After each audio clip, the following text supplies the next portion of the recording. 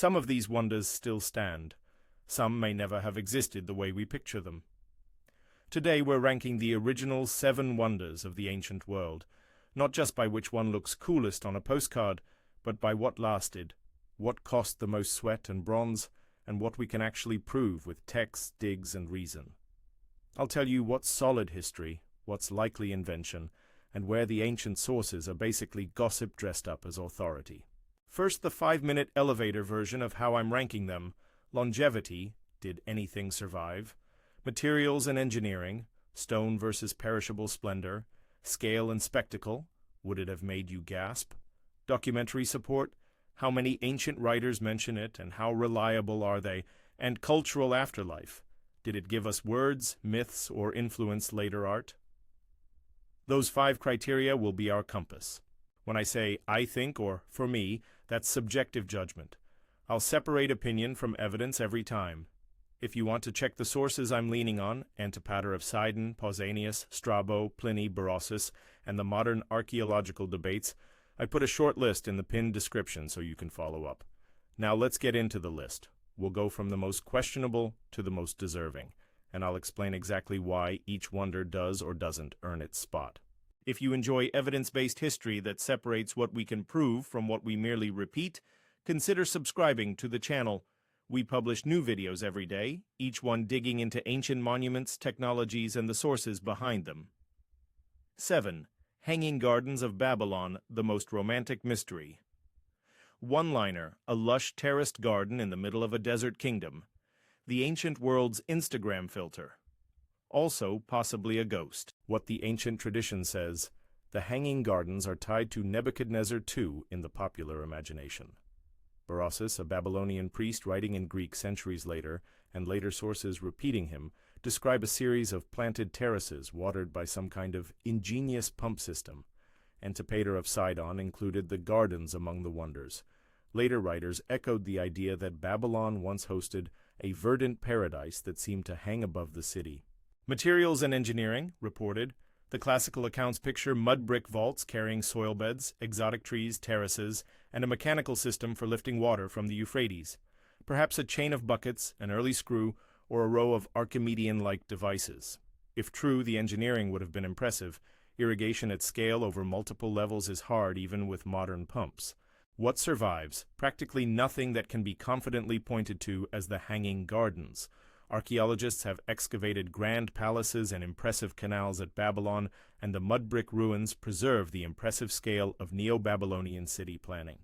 But nobody has uncovered the multi-tiered, heavily rooted terraces described in the Greek and Roman summaries. There are impressive arch and terrace foundations at Babylon, but they're not the smoking gun. Source reliability and debate. This is where the gardens get uncomfortable. Our most vivid descriptions come from writers writing centuries after the alleged construction, and crucially, none of the surviving Akkadian administrative texts from Babylon, the clay tablets that record building works and taxes, mention a garden like the one Berossus describes. That absence matters. Some modern scholars argue that Hanging Gardens could be a mistranslation or mislocation. Perhaps the famed gardens were actually in Nineveh, the Assyrian capital, known to have impressive landscapes and mentioned in Assyrian royal inscriptions. Others suggest the Greek writers conflated Persian or Assyrian gardens with Babylonian ones. Why this matters for ranking, I'm putting the Hanging Gardens at the bottom largely because of historical attestation. If something is largely produced by later, second-hand accounts without contemporary corroboration, it's risky to treat it as equal to a monument you can touch, map, and date. For me, the romance of the gardens is undeniable. That image of terraces and exotic plants in a desert captivates exactly because we lack hard evidence. So subjectively, I love the story. Objectively, it's the weakest case among the 7. Quick anecdote, some reports say Alexander the Great's campaigns created a vogue for telling exotic tales of Eastern palaces and gardens. Whether that contributed to the garden's legendary status, or whether a real garden simply left scant records, is still debated. Editor's verification: check primary sources for Berossus's account and the current leading Nineveh hypothesis. 6. Colossus of Rhodes, the island's bronze giant with a PR problem. One-liner, an enormous bronze statue that screamed, "We beat the siege." spectacular in story, short on surviving hard facts. Historical origin: the Colossus was erected to celebrate Rhodes' successful defense after a Hellenistic siege. The city received spoils and public funds. The sculptor credited in later tradition is Charis of Lindos. Ancient writers claim it stood for a few decades before an earthquake toppled it. Materials and construction reported. The standard picture is a giant hollow bronze statue built from plates or cast sections over an internal iron armature erected on a stone base. Classical writers describe it as made from melted-down enemy weapons and bronze, which makes great narrative sense, recycled victory metal turned into civic pride. That said, the exact building technique is fuzzy in the sources. What survived and for how long? Ancient authors say the Colossus stood for only about 50-60 years before an earthquake destroyed it. After the fall, later accounts claim the fallen bronze remained on the ground and became a curiosity, with merchants later allegedly carting the metal off in huge loads. Medieval travelers and later medieval legends turned those ruined lumps into tall tales. One popular but disputed medieval account even has a merchant hauling away the bronze with 900 camels. These kinds of stories show how quickly practical facts can become extravagant legend. Source reliability and the big controversies. Writers like Pliny and Strabo mention the Colossus, but crucial details are contested. For example, the idea that the Colossus straddled the harbor, one leg on each side, is probably a later, imaginative reconstruction rather than an ancient testimony. Neither Strabo nor Pliny clearly describe a straddling pose. Archaeologists point out the practical problems. A statue with legs apart over a busy harbor entrance would be an engineering nightmare and a navigational hazard. When I present that image, I'll always qualify it as later tradition, not contemporary report. Why this placement? The Colossus loses points on longevity, it didn't last, and on certain architectural certainties. But it earns strong marks for cultural punch. The word colossal comes from this very statue, and its image dominated Hellenistic imagination. For me, it's emotionally high on the list because it encapsulates that blend of civic pride and artistic ambition. But objectively, short life and sketchy technical details push it down from the top tier. Fun aside, and one of my favorite snippets, Pliny complains about the impracticality of giant statues as public decoration while clearly building a library of awestruck description. It's the classic ancient historian move, scolding and dazzled at the same time. Editor's verification: verify commonly cited height estimates for Colossus. Modern reconstructions vary. 5. Statue of Zeus at Olympia, chryselephantine grandeur, lost to time. One-liner: a seated god rendered in gold and ivory that may have defined the very idea of divine majesty for centuries. Historical origin: the statue is attributed to Phidias in the mid-5th century BCE and was housed inside the Temple of Zeus at Olympia, the sanctuary we associate with the Olympic Games. The statue's commission fits the political and religious revival of Athens and the wider Greek world in the wake of the Persian Wars. Materials and engineering. The statue of Zeus was chryselephantine, a technique combining gold and ivory over a timber frame. Imagine a wooden skeleton padded and then overlaid with sheets of gold and inlaid with ivory for skin tones. The effect would have been luminous in torchlight, and Pausanias's eyewitness description, writing in the 2nd century CE, gives rich detail. The god seated on an elaborate throne, a sense of scale and presence designed to overwhelm viewers approaching the temple's inner sanctum. What survived? Nothing of the statue itself is known to survive. The Temple of Zeus's ruins tell us about the building, and Pausanias records the statue and its fate in a way scholars trust for descriptive detail, but physical remains are absent. According to later reports, the statue was moved to Constantinople at some point and may have been destroyed in a fire, though the chronology here is messy. Source reliability. Pausanias is our main late antique eyewitness for Olympia's works, and while he writes centuries after Phidias, his travelogue tends to be precise on things he saw. Other ancient writers mention the statue. Most of the literary testimony is consistent on the statue's materials and overall effect, even if exact dimensions differ between reports. Why this placement? The statue of Zeus ranks in the middle for me. It loses durability points, it's gone, but it scores high for materials and sheer aesthetic impact. Gold and ivory aren't just expensive, they create a level of sensory power that marble can only approach. The statue's influence on later Christian and Byzantine descriptions of sacred imagery also matters. It helped form a template of divine distinction that extended centuries beyond its physical life. So objectivity. Strong documentation from Pausanias and others keeps it out of the lowest tier. Subjectively, it's a visual favorite. If you're enjoying this tour so far, feel free to like the video and let me know in the comments which wonder captures your imagination most. I've also left primary sources and a short bibliography in the pinned description if you want to go deeper. 4. Temple of Artemis at Ephesus, architectural spectacle with a scandalous arson. One-liner. A temple that inspired citywide pride, sacrilege, and a word we still use for a building type. Historical origin. The Artemision at Ephesus was rebuilt multiple times. The version that made it into the list was the massive, capacious Ionic temple, completed in the mid-6th century BCE under the patronage of Croesus and later civic benefactors. Antipater of Sidon and later Greek writers exalted the temple's size and ornament. Materials and engineering. The temple's fame rests on scale and decoration. Columns, richly carved and closely spaced, supported an imposing marble superstructure. According to ancient descriptions, the temple housed a cult image of Artemis and was adorned with rich votive offerings from across the Greek world. The building's scale was as much about civic identity as it was about religion. Ephesus used the temple as a statement of wealth and pan-Hellenic significance. What survived? Archaeological digs at the Ephesus site reveal foundation outlines, column fragments, and sculptural pediments. Several pieces of decorative sculpture are in museums. The temple was famously burned by Herostratus in 356 BCE, an act intended to gain infamy at any cost. It was rebuilt more grandly afterward, only to be damaged again in later antiquity. The remains today are substantial archaeological testimony to its scale and layout. Source reliability. Pausanias and later classical authors describe the temple's splendor, and the archaeological evidence confirms both the temple's existence and its grand scale.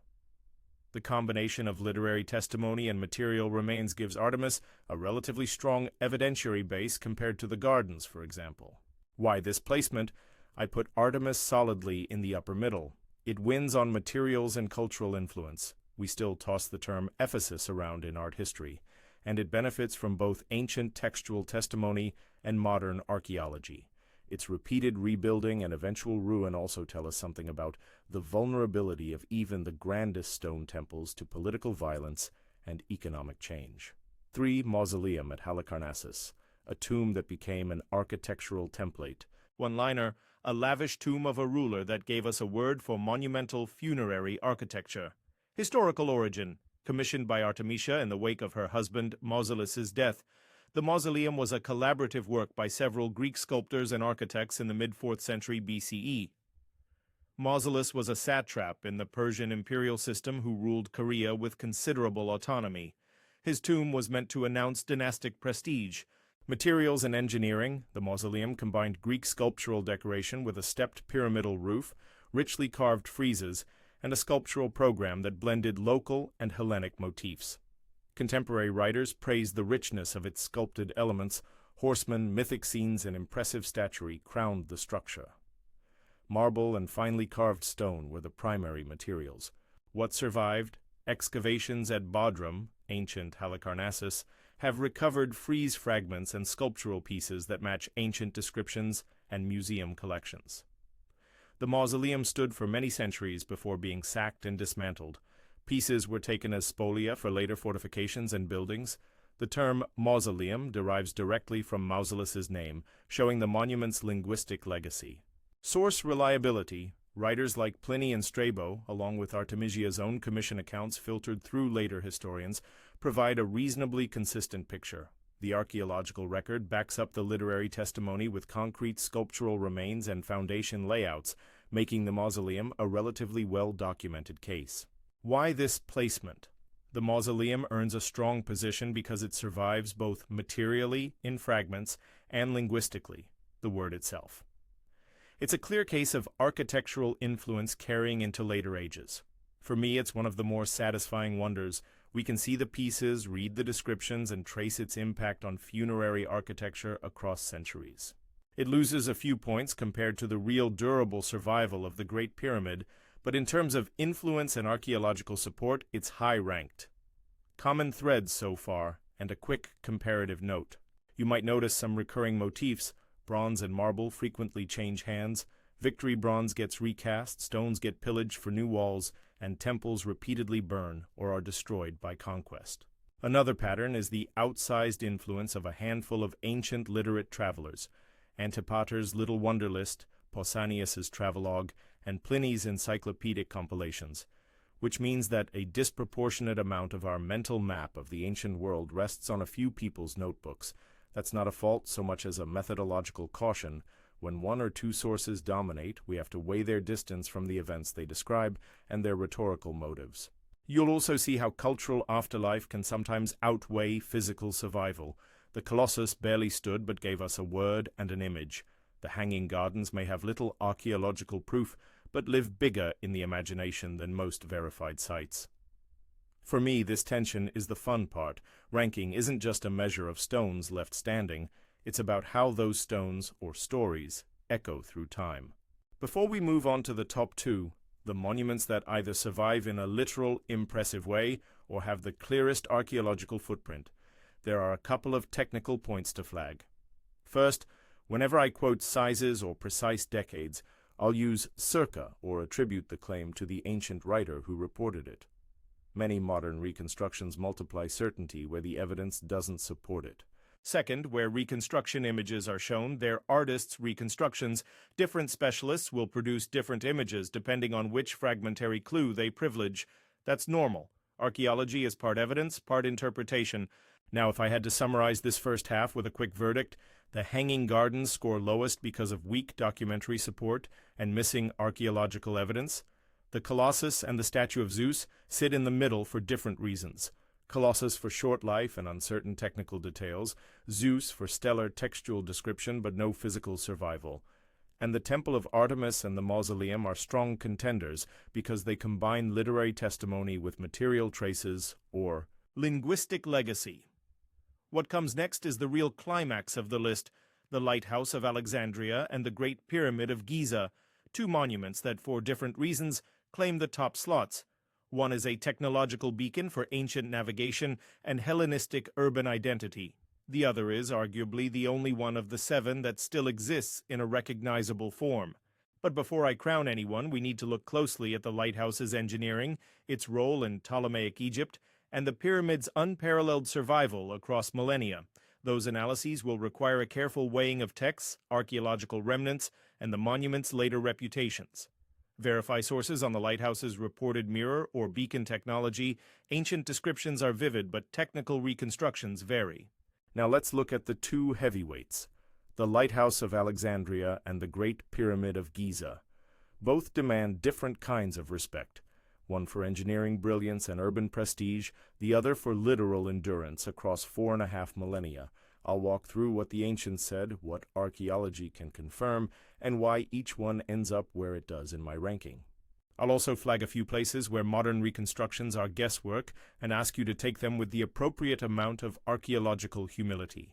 The Lighthouse of Alexandria, Pharos, an ancient beacon of power and maritime technology. One-liner, a 3-tiered stone signal that turned an island into the face of a maritime empire. Impressive engineering, lost to earthquakes, immortal as a word. Historical context and origin story. The lighthouse, commonly called the Pharos after the island it sat on, was commissioned in the early Ptolemaic period as Alexandria consolidated into the new capital of a Hellenistic dynasty created by Alexander's successors. Ptolemy the Soter and Ptolemy II Philadelphus poured resources into Alexandria. A functioning imperial port needed a symbol that was practical and propagandistic at once. Ancient tradition often credits an architect named Sostratus of Cnidus with the design. Strabo and Pliny mention him. Later stories add the drama of Sostratus secretly carving his own name under a dedicatory inscription to the Ptolemies. Whether that little act of architectural vanity happened exactly that way, the broader point stands. The Pharos was a Ptolemaic statement about control of the sea and the safety of commerce. Materials and engineering, reported and inferred. Ancient descriptions present a multi-tiered tower, a square or rectangular base, a cylindrical middle section, and a conical top crowned with a fire. Built of massive masonry, reportedly sheathed in white stone so it gleamed by day, the tower functioned both as a lighthouse and a landmark. Classical writers, Strabo gives practical descriptions, Pliny collects the tall tales, all emphasize height and the use of a beacon visible from great distances. Some later accounts speak of polished metal mirrors or burning beacons amplified by reflective devices. Modern engineers debate the plausibility of large bronze mirrors or heliostats in antiquity. The safer bet is that it used a large brazier or furnace at night and a conspicuous glazed white surface by day. Simple, robust technology that nevertheless required a sustained logistical effort to supply fuel and maintenance. What survived and for how long? The pharaoh stood for many centuries but was progressively damaged by earthquakes. Sources point to major quakes between the 10th and 14th centuries CE as the final blows. By the 14th century, much of the masonry had collapsed. Later, Mamluk builders used the remaining ruins to build the citadel of Qaitbay on the same promontory in the 15th century. Modern archaeological surveys and some underwater finds around the old harbor show scattered blocks and architectural fragments that likely belonged to the pharaoh's complex. Those submerged remains are evidence that something very large indeed once occupied the island, though the exact plan and details remain partly conjectural. Editor's verification: check recent underwater archaeology results off Pharos. Some large ashlars and columns have been located. Source reliability and literary trails: Strabo, Pliny the Elder, and later Byzantine and Arabic sources give the main narrative. Strabo writes as a geographer with an eye for functionality. Pliny often favors compendious awe. Arabic historians like al-Makrizi preserve later observations about the Pharos' collapse. These accounts are consistent in broad strokes: a tall tower, a beacon, a recognizable landmark for sailors, but vary on height estimates and technical detail. Because multiple independent traditions describe the Pharos, and because we have archaeological traces in situ, even if fragmentary, the lighthouse has a relatively strong combination of literary and material support compared to the most disputed wonders. Why it earns this ranking spot. I put the lighthouse at number 2 mainly for engineering significance and cultural legacy. It's one thing to build a tall statue or a decorated temple, it's another to construct a working maritime lighthouse that required steady logistics, masonry expertise, and a design that endured centuries of use. The term Pharos, borrowed from the island's name, became the word for lighthouse across many languages. That linguistic afterlife is a strong cultural score. On the downside, it didn't physically survive intact. Seismic forces and time took care of that. But given the balance of archaeological fragments, wide attestation in ancient sources, and its technical role in a major ancient port, it's a clear runner-up for me. Subjectively, I love the romance of an island tower visible from far at sea. Objectively, it's an engineering triumph that didn't become physically eternal. A few small, caveated wonders about Pharos' technology.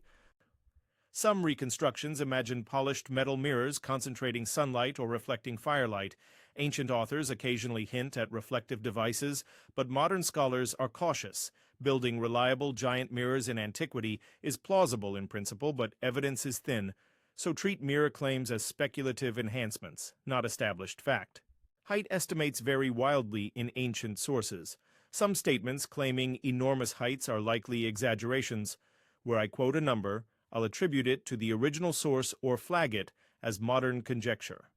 Editor's verification: confirm preferred modern height range in the latest engineering studies. The Great Pyramid of Giza, Khufu's monument. Endurance, precision, and global presence. One-liner: the only wonder still substantially standing, a colossal feat of prehistoric organization and technical skill that survived empires and climate. Historical origin: the Great Pyramid, commonly attributed to Pharaoh Khufu, Greek Cheops, of Egypt's 4th dynasty, dates to roughly the late 26th to 25th centuries BCE, circa 2580-2560 BCE is the typical estimate. It sits at the apex of Old Kingdom statecraft, a program of monumental tomb building that communicated royal divinity, administrative capacity, and control of labor and resources. Unlike most of the other wonders, the pyramid belongs to a much earlier civilization and a very different technological tradition, one of proto-urban bureaucratic planning and large-scale stoneworking rather than the Hellenistic sculptural culture of several other wonders. Materials and construction. The pyramid is essentially a massive masonry structure built from millions of limestone blocks, forming a precise geometric form. Its core is local limestone. The outer casing, originally, used finer Tura limestone to create shining, smooth faces. Inside, granite chambers and passages use harder stone for structural purposes. The internal architecture includes the king's chamber, the queen's chamber, and a range of corridors, some of them counterintuitive. How the blocks were moved, lifted, and placed remains debated. Ramp theories dominate scholarship. Straight ramps, spiral ramps, internal ramps are among the proposals, but none is conclusively proven.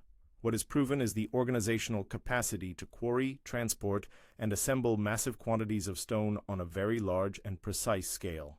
What survives and how? A great deal survives. The pyramid's core remains largely intact. Although the smooth outer casing is gone in most places, the shape and scale are unmistakable. For millennia, it was the tallest man-made structure on Earth. There are also workers' settlements and graffiti that speak to the logistics and workforce behind the project. Critically, in modern times, archaeologists have uncovered documentary evidence that illuminates aspects of construction logistics, most notably the papyri sometimes called the Diary of Merer, which record shipments of limestone and the organization of labor toward Khufu's pyramid complex. Those logbooks are a priceless piece of near-contemporary documentary evidence linking state administration to pyramid building. Herodotus provides later narrative color, a vivid but sometimes exaggerated account written centuries after the fact, and medieval Arab writers recorded legends about subterranean chambers and treasures, but the archaeological record gives us far more direct, datable information than is available for most of the other wonders. Source reliability. We have several kinds of evidence in the pyramid's favor.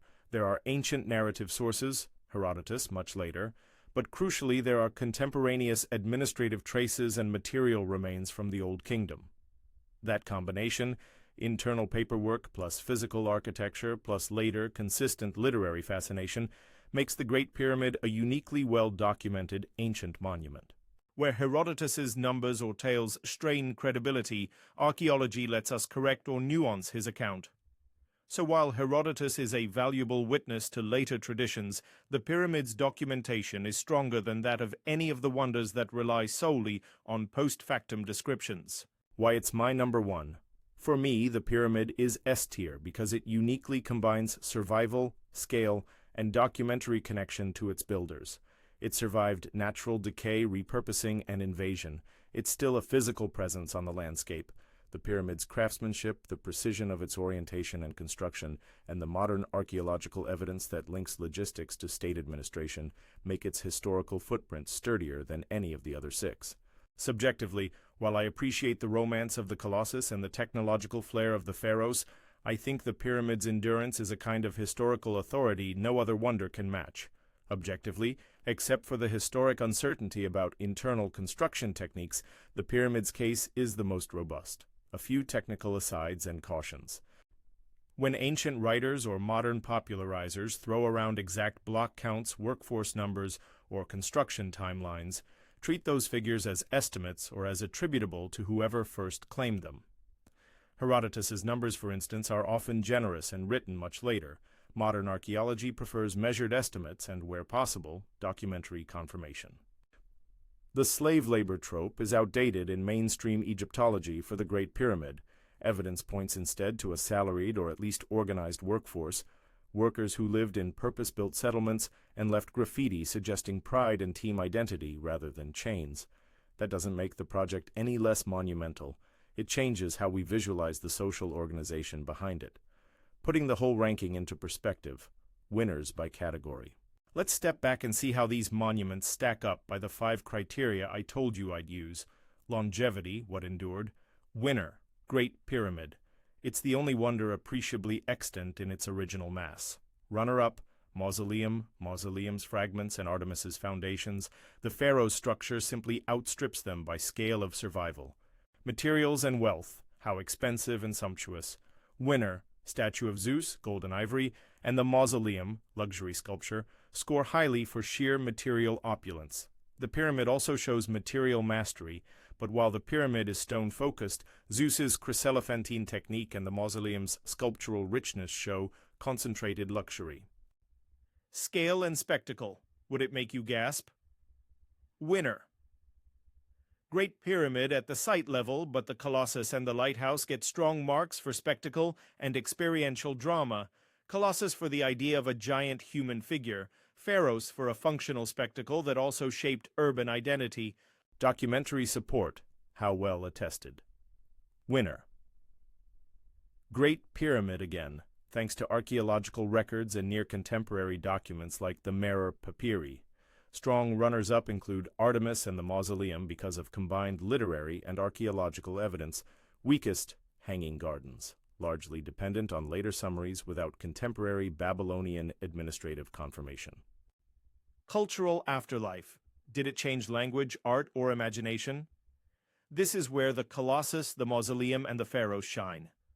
Colossal, Mausoleum, and Pharos, or Lighthouse, all derive their words or tropes directly from these monuments. The Hanging Gardens, even if historically shaky, win in the imagination department. The final verdict, full-ranked list with quick justification. 7. Hanging Gardens of Babylon. Lovely as a legend, weak in primary documentation. For me, emotionally irresistible, evidentially the most fragile. 6. Colossus of Rhodes. Phenomenally influential in imagery and language. Loses points for short life and uncertain architectural details. I'm emotionally partial to it, but historically cautious. 5. Statue of Zeus at Olympia.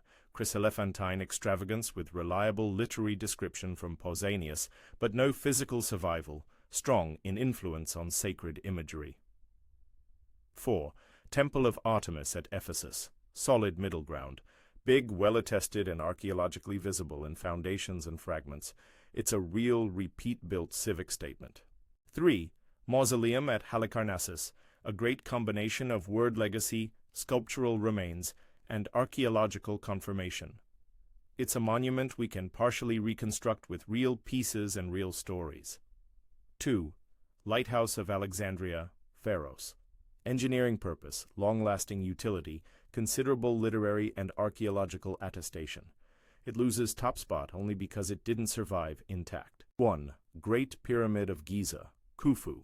Survival, scale, documentary traces, and the unmatched ability to shape millennia of human imagination and inquiry make the pyramid my top pick. I think it's the only wonder where material endurance aligns with strong administrative evidence to an extent none of the others reach. A few myth-busting and editorial health checks. The image of the Colossus straddling the harbor is probably a later romanticization, presented as imaginative tradition, not contemporary testimony. Ancient writers like Pliny or Strabo do not give a clear, consistent endorsement of the straddling pose. Practical and archaeological objections make it implausible. Editor's verification confirm which ancient sources claim straddling and how modern archaeologists respond. The Hanging Gardens' lack of mention in contemporary Babylonian administrative archives is a major strike against treating the Greek accounts at face value. Possible resolutions include mislocation, Nineveh versus Babylon, authorial conflation, or the loss of local administrative records. None of these make the gardens impossible, they just make their reconstruction uncertain. Where I used numbers or exact heights for the Pharos or Colossus in conversation, treat them as modern reconstructions or ancient estimates. Many reconstructions echo each other, but the evidence base is partial. Editor's verification, check the preferred modern height ranges and cite sources in the pinned description. When I describe materials like bronze from enemy weapons for Colossus, note that this is a common ancient rhetorical flourish that fits a victory narrative. It's likely true in spirit, using spoils to fund monuments was normal, but the exact metallurgical history is not fully documented. Why this ranking matters. Beyond aesthetics, ranking these wonders is not just a popularity contest, it's a way to make sense of how different cultures recorded themselves and how posterity remembers them. Some monuments survive physically and anchor our knowledge in stone, Others survive as ideas that shaped art, language, and imagination. The balance between what we can still touch and what keeps haunting the imagination tells us as much about ancient priorities as it does about modern tastes. Also, the ranking highlights the deep roles politics and propaganda played in monumentality. The mausoleum announces dynastic legitimacy in a Persian satrapy, the Colossus celebrates city resilience, the Pharos enforces maritime control, and the pyramid asserts cosmic kingship. Monuments are never neutral, they're statements with engineering attached. A final, slightly subjective note: my personal, most fascinating picks. If I'm honest about personal pleasures, I'm endlessly fascinated by the lighthouse, a functional civic technology that also looked like a statement of empire. The Colossus wins my heart for the romance of a city forging its pride in bronze, but the Great Pyramid remains my intellectual favorite. It's a problem that keeps archaeologists awake in productive ways, and its endurance forces every generation to negotiate its meaning. Those personal rankings are just that, subjective, and I've flagged them as such throughout. One last practical thing before we wrap: if you're curious about sources, I've included a short bibliography in the pinned description and some linked reads on the Pharos' underwater surveys, the Merer Papyri for Khufu, and recent debates on the Hanging Garden's possible mislocation. Check those out if you want to follow up with primary texts and modern syntheses. If this ranking changed how you think about what makes a monument endure, stone story, or influence, you'll find the sources and further reading in the pinned description. And if you'd like more careful, source-driven explorations of the ancient world, consider subscribing. We publish new videos every day, each one weighing evidence, archaeology, and ancient testimony with a critical eye.